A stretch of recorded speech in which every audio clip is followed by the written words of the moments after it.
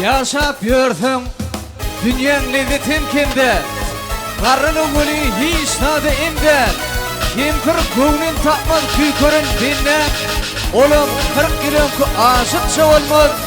Dünyanın var baylığı yaşlıkça olmaz.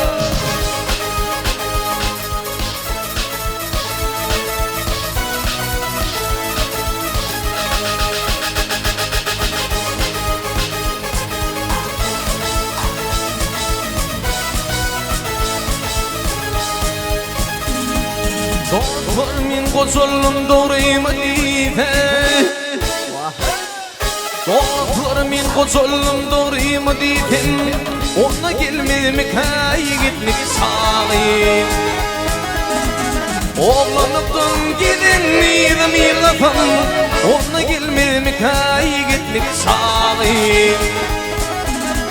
Oğlanıptın gelinliydim yılafam. Ona gelmemi kay gitmek sağlayayım.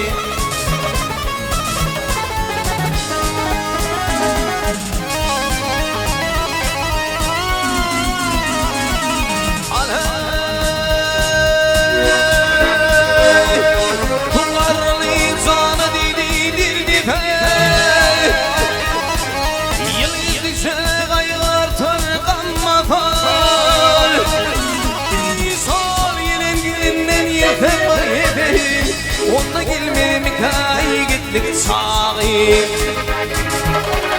Sol gelinden yefe var hede. Ona gelmemi kay gitlik sağlayayım.